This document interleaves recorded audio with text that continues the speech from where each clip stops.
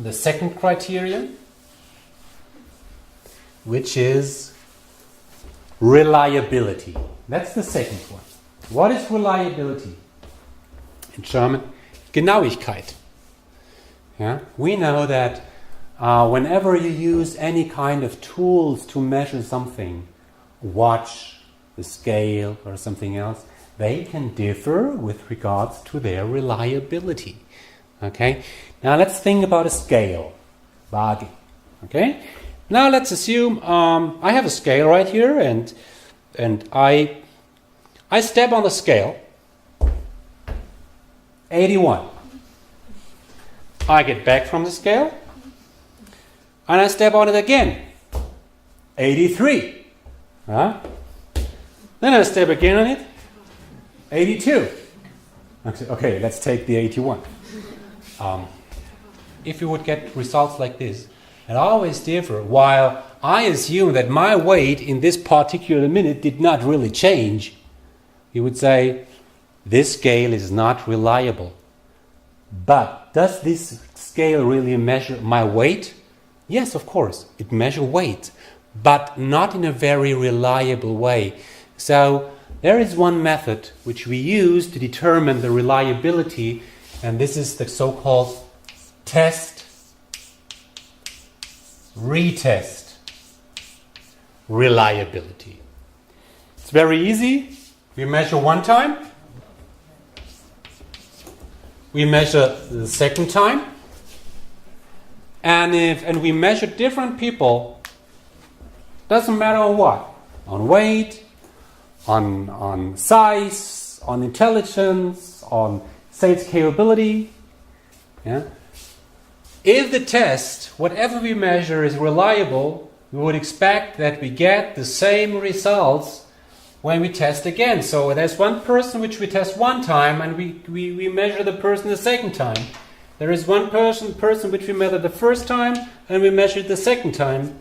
Yeah? And if the test is really perfectly reliable, yeah, the results will be the same.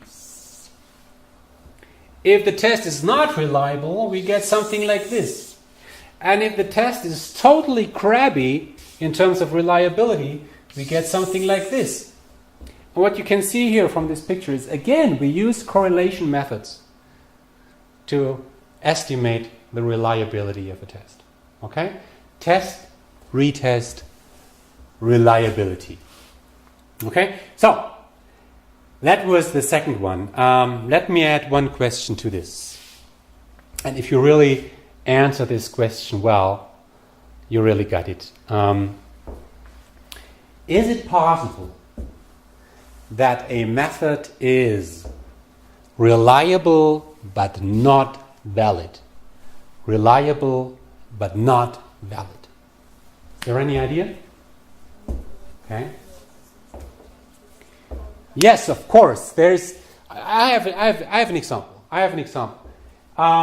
Let's say I measure intelligence by simply measure the size of your head. I can do this. Yeah? I measure the size of your head, yeah, to understand about your intelligence. Is it reliable? Yes, it's reliable because I can measure very, very reliably, very, very correctly the size of your head. But does that really measure intelligence? Probably not. So yes, a test can be reliable but not valid. That shows that between validity and reliability there might be a huge difference. Okay?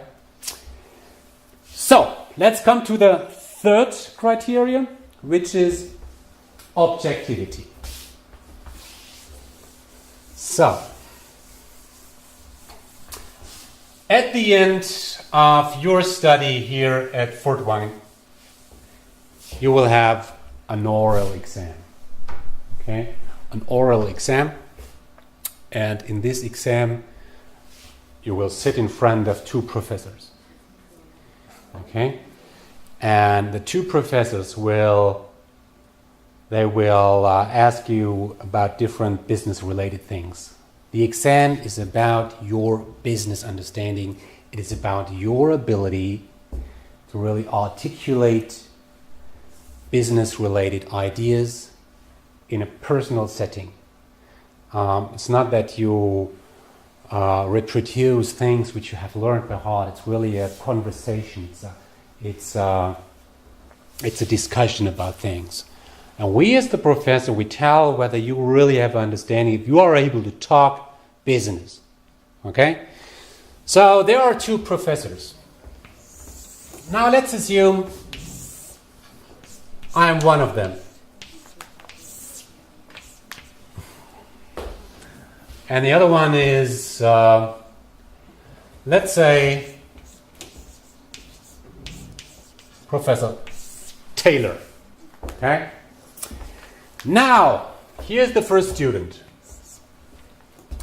And we talk business, half an hour, blah, blah, blah, blah, blah. And at the end, I say, well, this student really did well. While my colleague says, no, this person really did bad. Second student. I say, oh, that was really lousy. While my colleague says, well, it's okay. The third one. I say, was good. Professor Taylor says, not so good. And so on. If we get results like this, what would be wrong? What we can see is that our judgments really differ. You know, here, while I judge the person as really good, Professor Taylor says the opposite. The same here. If something like this happens, how can we explain something like this? How can it come that two people making a judgment about one single person after having spoken to this person in one same situation? How can it come that two persons have these totally two different judgments? How can this come? It can happen because the two different persons, they have different expectations. They have different perspectives on one and the same person.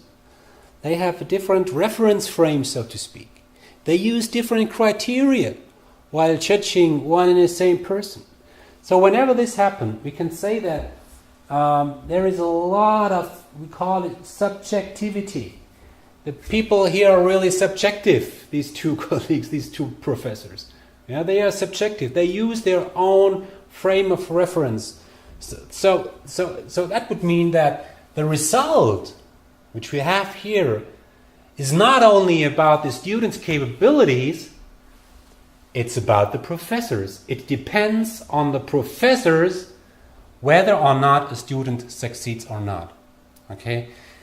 So whenever something like this happens, we would say it's lacking objectivity. Or in other terms, if we both would always agree, then we would agree that the results, the grades, are very much about the person, the students in question, and not about the professors. Now, if you want to calculate whether or not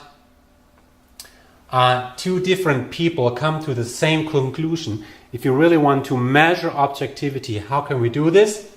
Again, guess what? We use the correlation analysis. We use the correlation analysis.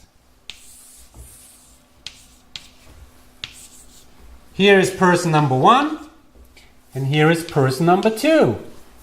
And now, the first person is judged by this person and by this person. Okay, same results. The second person, the second candidate, is judged by this person on this level and by this person on this level. Okay, same result. If this happens all the time, we have a perfect relationship. And they all both independently come to the same conclusion. If we have something like this, we have perfect objectivity. If we get something like this, the judgments, the two independent judgments of the different person do not relate to each other. It's totally subjective. Okay, so and again, we can measure objectivity by comparing different judgments and using the correlation method. Okay, so that was it about candidate selection. We spoke about why is it important, why do companies select candidates, why? Because they want to reduce the recruiting risks, hiring the right person, rejecting the wrong person. And to do so, we use certain methods. We learn that there is a resume, there is interview, there are tests, assessment centers, and a bunch of other methods. And we learn that it's very important to have these methods because there are some judgmental biases.